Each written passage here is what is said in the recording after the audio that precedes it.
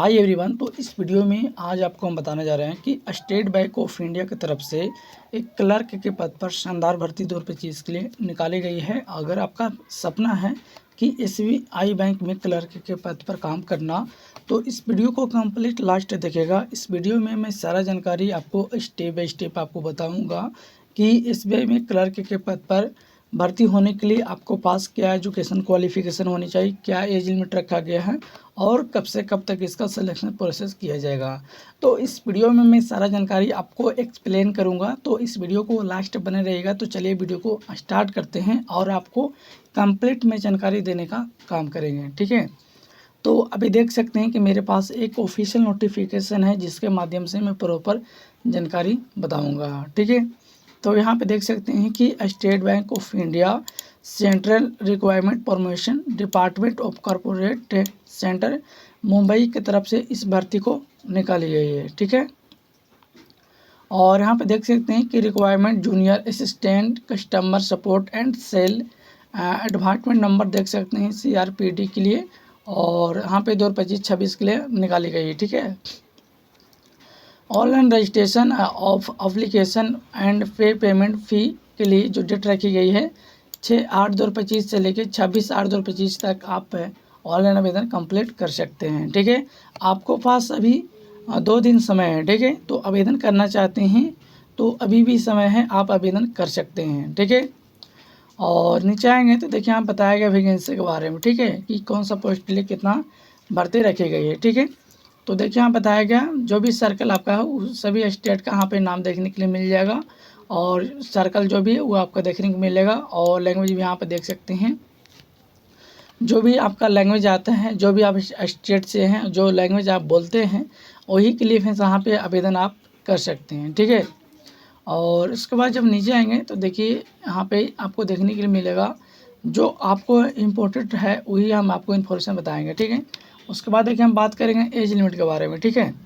तो age limit देखिए criteria जो रखी गई है एज लिमिट के बारे में 1/4/2025 से आपका एज लिमिट काउंट किया जाएगा, ठीक है। यानी कि not below 20 years and the not above 28 years 1/4/2025 तक, ठीक है। यानी कि बताया गया है कि 1/4/2025 तक फिर आपका 20 साल हो जाने चाहिए, ठीक है, तभी आप इसके लिए आवेदन कर सकते हैं, ठीक है।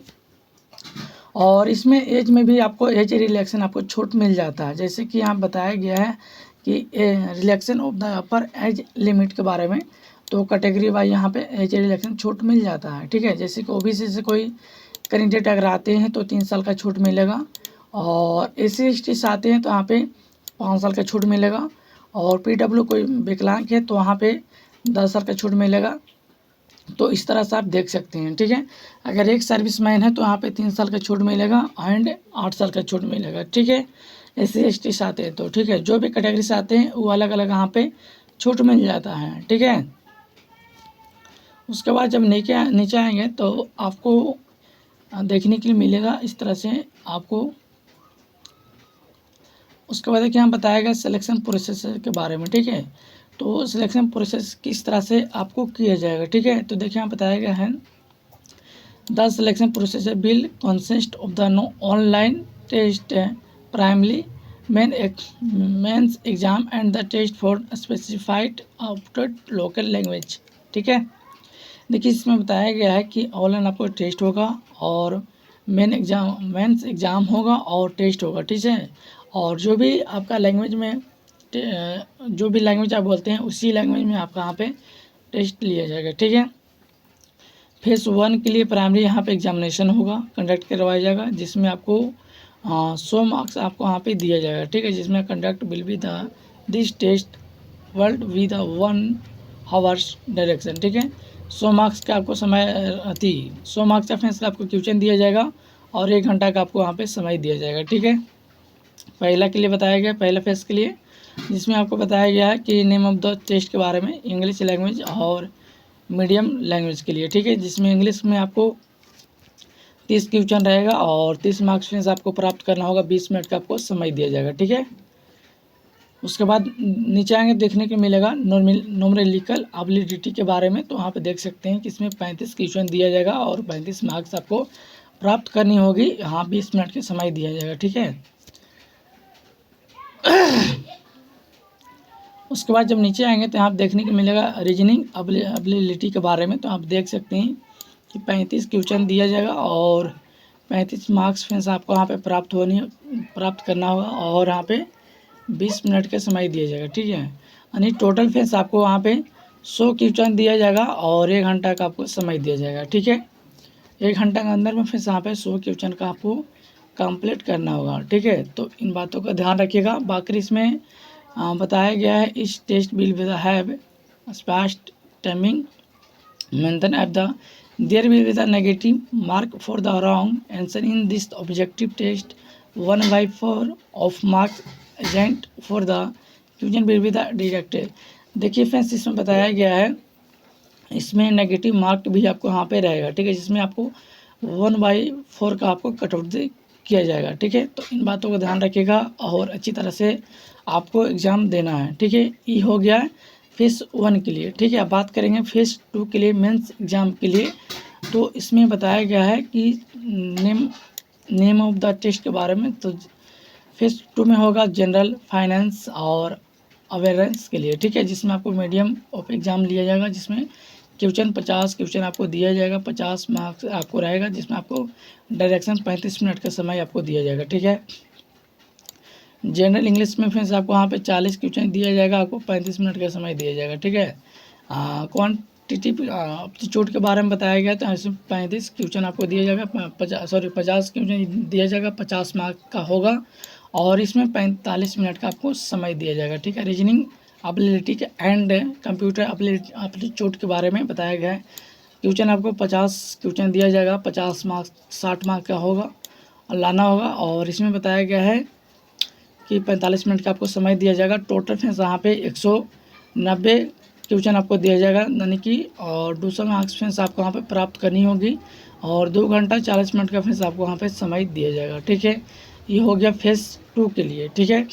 तो यहाँ पे आप समझ गए होंगे। बाकी फ्रेंड्स जो भी फाइनल सिलेक्शन जो होगा वो फ्रेंड्स यहाँ पे verification of eligibility for the post and information this the online application, ठीक है, qualifying in the test specified optant local language where the applicable is the details अब, ठीक है। तो जो भी आप फेज़ 2 के फ्रेंड्स यहाँ पे क्वालिफाई करेंगे तो भी फ्रेंड्स आपको जाकर फाइनल सिलेक्शन लिस्ट में फ्रेंड्स आपका नाम आ पाएगा, ठीक है। तो इन बातों को ध्यान में रखिएगा। बाकी यहाँ पे देख सकते हैं कि सितंबर 2025 तक फ्रेंड्स इसका एग्जामिनेशन यहाँ पे कंप्लीट कर लिया जाएगा, ठीक है। और उसके बाद जब नीचे आएंगे तो देखिए यहाँ पे बताया गया है पे स्केल के बारे में, जो सैलरी आपको प्रोवाइड किया जाएगा, ठीक है। सैलरी आपको जो दिया जाएगा वो 25,000 से ही आपको सैलरी इसमें स्टार्ट किया जाएगा, ठीक है। तो इन बातों को आप लोग ध्यान रखिएगा। बाकी बताया गया है यहाँ पे application fee and the intimation charge के बारे में, ठीक है। अभी जो फार्म को भरेंगे तो उसका चार्ज आपको देना पड़ेगा। जैसे कि SC ST और PWS कोई कैंडिडेट आते हैं तो उनको चार्ज नहीं देना पड़ेगा और जनरल OBC EWS आते हैं तो यहाँ पे 750 रुपये आपको यहाँ पे चार्ज देना पड़ेगा, ठीक है। How to apply, candidate can apply online and other mode of application will be the accept आपको किया जाएगा, ठीक है। देखिए जो भी इसका वेबसाइट दिया गया है वही वेबसाइट के माध्यम से आप आवेदन को कंप्लीट करेंगे तभी आपका आवेदन यहाँ पे स्वीकार किया जाएगा, ठीक है। इन बातों को ध्यान में रखिएगा।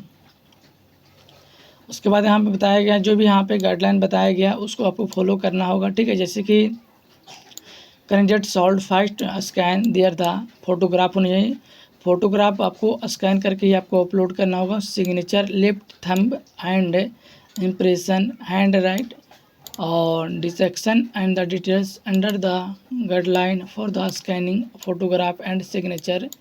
देखिए फोटोग्राफ सिग्नेचर आपको स्कैन करके ही आपको अपलोड करना होगा, ठीक है, नहीं तो फिर आपका आवेदन यहाँ पे रिजेक्ट कर दिया जाएगा, ठीक है।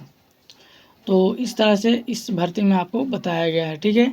बाकी अगर पूरा जानकारी पढ़ना चाहते हैं तो इस नोटिस को डाउनलोड करके आप अच्छी तरह से समझ सकते हैं, ठीक है। बाकी जो फ़ोटो अपलोड करेंगे इसका डायमेंशन बताया गया है 200x230 पिक्सल में आपको अपलोड करना होगा। फ़ोटो का साइज़ होगा वो 20 KB एंड 50 KB के बीच में ही आपको अपलोड करना होगा। फ़ोटो भी आपको, सिग्नेचर भी आपको यहाँ बताया गया है और फ़ोटो जो होगा फिर यहाँ पे कलर में आपको होना चाहिए, ठीक है। और सिग्नेचर भी फ्रेंड्स यहाँ पे बताया गया और इसका भी साइज यहाँ पे बताया गया है, ठीक है, इसे देख सकते हैं। तो यहाँ पे देख सकते हैं फोटोग्राफ आपको अच्छी तरह से यहाँ पे कैप्चर करके ही आपको अपलोड करना होगा, नहीं तो आवेदन आपका रिजेक्ट कर दिया जाएगा, ठीक है।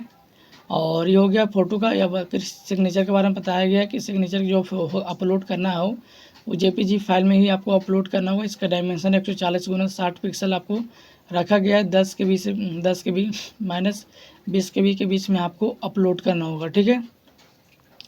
तो इस तरह से बताया गया है। स्पाई क्लर्क में अगर आवेदन करना अप्लाई करेंगे तो इस तरह से आपका सारा प्रोसेस आपको करना होगा, ठीक है, तभी आप सही फार्म को फिलअप कर पाइएगा, ठीक है। तो इस वीडियो में जो भी जानकारी था, सही जानकारी को फ्रेंड्स आपको हम कवर करते हुए जानकारी को प्रोवाइड किए हैं। तो आज के वीडियो फ्रेंड्स यहीं स्टॉप करते हैं। आई होप फ्रेंड्स कि मेरे वीडियो को अच्छा लगा होगा तो मेरे चैनल को लाइक कीजिएगा, सब्सक्राइब कीजिएगा और इस तरह से अपडेट मेरे चैनल पे डेली प्राप्त होता रहता है। मेरे चैनल को आप लोग जरूर सब्सक्राइब कीजिएगा। Thank you so much, take care, bye, all the best.